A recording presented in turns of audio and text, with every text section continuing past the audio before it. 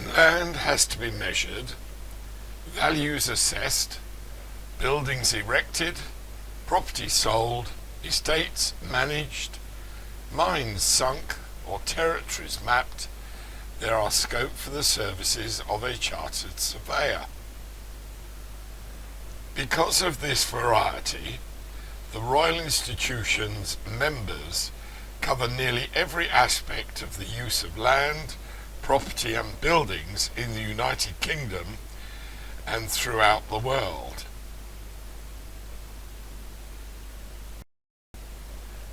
In such a vast field of work, surveyors need to specialise. You'll now see something of the work of chartered surveyors in each division.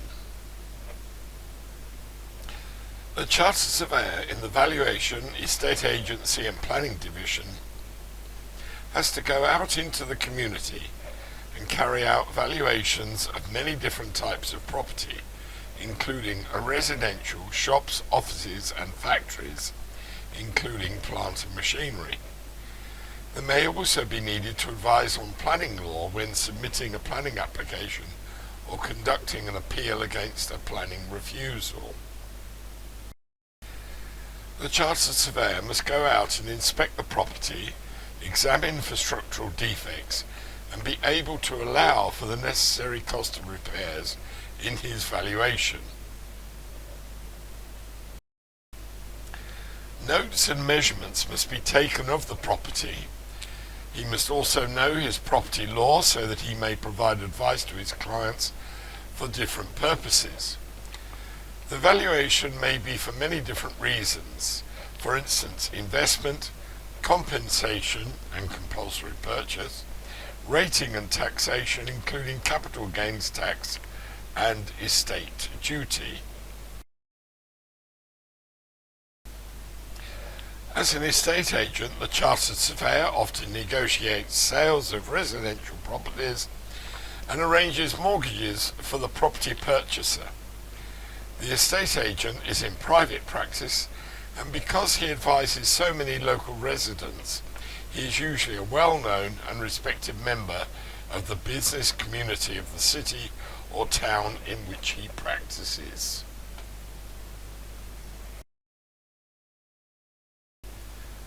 The chartered building surveyor is a specialist on such matters as condition of repair, extension or conversion of existing buildings. He is able to calculate the replacement cost of buildings for insurance and to carry out structural surveys. The building surveyor prepares plans and specification for building works, obtains necessary approvals, and can advise on building disputes and planning matters, and also on building legislation regulations. He can also advise on such matters as the Shops, Offices and Railway Premises Act, and can be invaluable to his client to obtain the most beneficial use of their property. He is often called upon to give expert advice in court in cases of arbitration. The chartered mineral surveyor advises on problems arising from the movement of ground due to mining operations and can advise on the value of minerals and mineral extractions. Minerals can either be on the surface, such as sand and gravel, or underground, such as coal workings.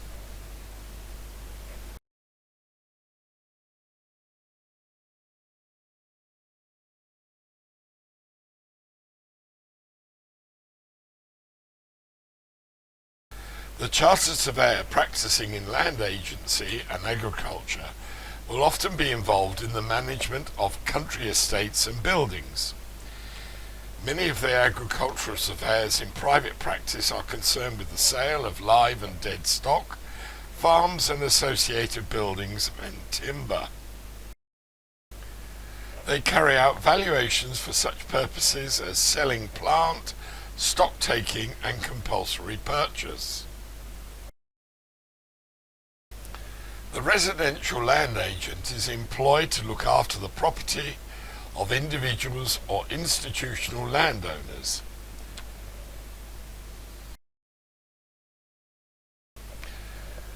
The land agent can be closely involved in the running of a farm, including the keeping of estate accounts, planning and taxation, management and letting of farms and residential property. He designs and supervises farm building improvements and land drainage scheme and works in cooperation with the Ministry of Agricultural Fisheries and Food. An estate may also contain a mountain, possibly open to the public, where there can be sporting and other recreational areas in operation. The Chartered Quantity Surveyor is a building economist, sometimes described as a construction cost consultant.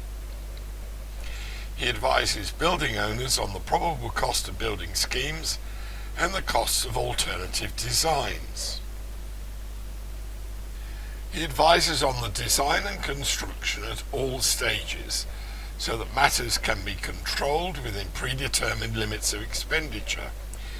He can also advise on procedures for arranging building contracts, which requires the preparation of documents, including bills of quantity. He also prepares valuations for payments to builders as work of construction proceeds and forecasts of final cost. He is responsible for the measurement and valuation of variations of the work during the contract and for preparation and agreement of the builders and subcontractors' final accounts. During construction, variations in works are often necessary, sometimes to take account of clients' changing needs, sometimes to overcome site conditions which could not have been foreseen, such as the presence of underground obstructions. The Chartered Quantity Surveyor estimates the cost of variation and reports their impact on the probable final cost, so that corrective steps may be taken elsewhere in the works if the client requires to keep the cost within budget. As part of this systematic control of costs during the progress of the work, the quantity surveyor will prepare at regular intervals financial statements which keeps the client and designers fully informed of the up-to-date financial position and the anticipated final cost of the works. Although land surveying is another separate division in the profession, many firms of chartered surveyors, particularly in the provinces, may need the ability to carry out land survey work. Land survey work is most often linked with the production of maps and development of land, and is the art of measuring physical features on site and reducing these to plans and sections, allowing accurate design to be carried out in the office. Accuracy is the key word in both survey work, and measurement and instrumentation in land surveying has become most sophisticated. Land surveys are particularly in demand in developing countries. In the office, the measurements taken on site are correlated and a plan produced.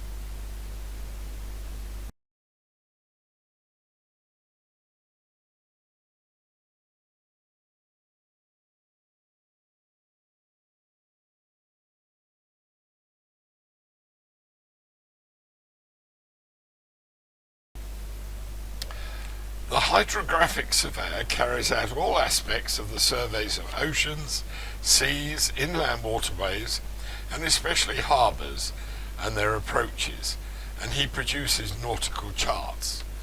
Today, sophisticated equipment is employed so that great accuracy can be achieved, and although traditional methods are still used, and charts produced by the surveyor himself, computers may often be involved.